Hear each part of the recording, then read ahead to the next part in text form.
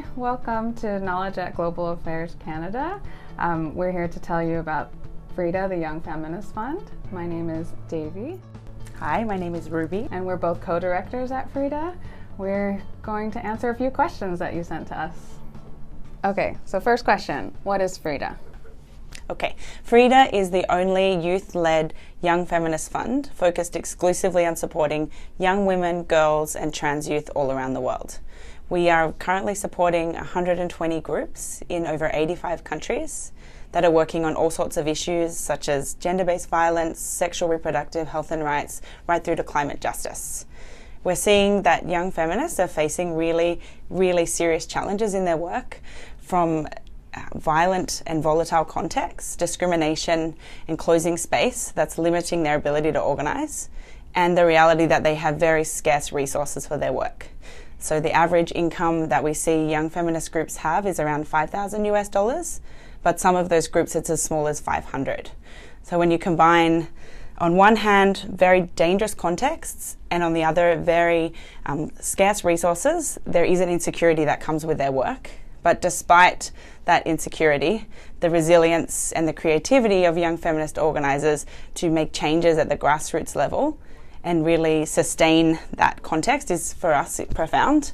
I think we really see them using different tactics that disrupt the status quo and really challenge and provide alternatives. So an example of this is informal organising structures. So very few groups we see are registered NGOs, that they are actually unregistered by choice sometimes, or because they don't have the resources or it's unsafe, or that they're having co-leadership structures and collective leadership models, much like Devi and I. Yeah.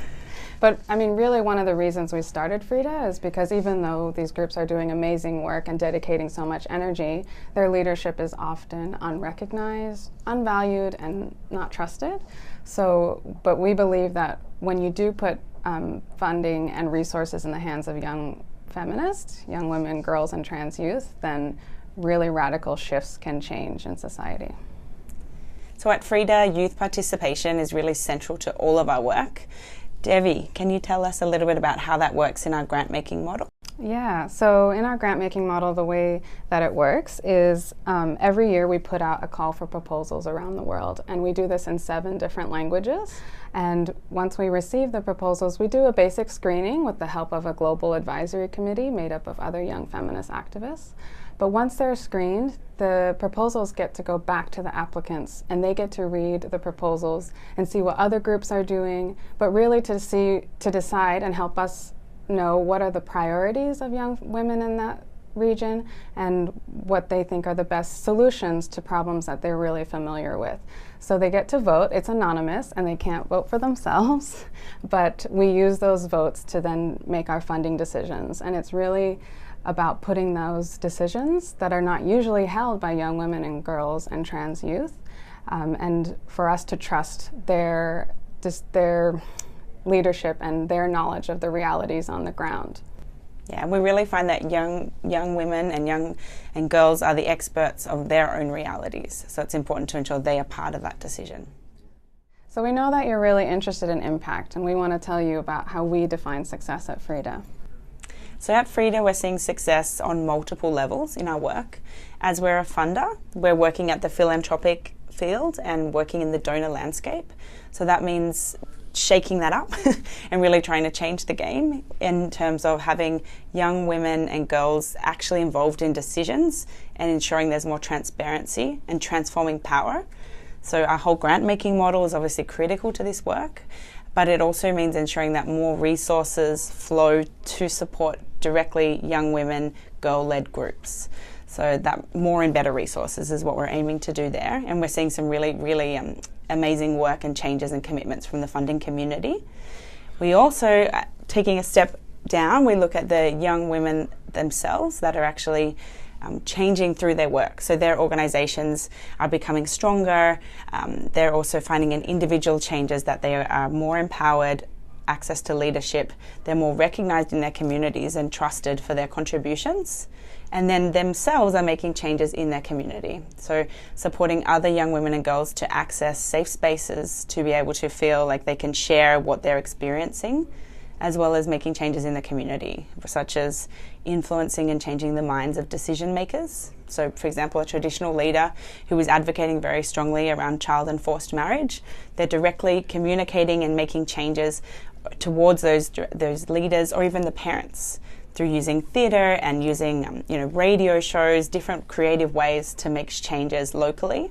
But we see right up to the national level changes in policy and laws, as well as the implementation.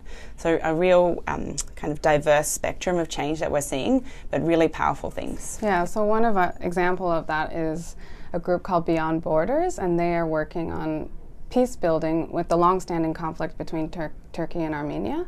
And they use theater, they use nonverbal communication, body movement, and storytelling to build trust between these communities, to build understanding, to build relationships that are so important to peace. And they're really, they're just one example of the many groups that we support, because one of the most common types of proposals that we get are those that are changing attitudes, norms, and culture that is just so important to social transformation for long-standing change that we're all working for, right? So in our work, we're incredibly lucky to work alongside young people from all over the world, right through to Nigeria, to Ecuador, to Papua New Guinea. And what they tell us, that they're tired of waiting for change. They have fire in their bellies, and they're making positive ways to actually change this world for the better.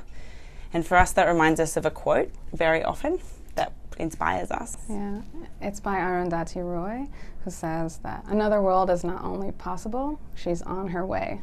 And on a quiet day, you can hear her breathing. We really thank you for listening to us and letting us tell you about FRIDA. If you want to know more, please go to our website, www.youngfeministfund.org, and there are other resources listed on this video. For other Knowledge at Global Affairs products, such as Au Courant Journal and the other knowledge videos, please visit the International Assistance Research and Knowledge portal on GCpedia. Have a great day, and thank you for listening.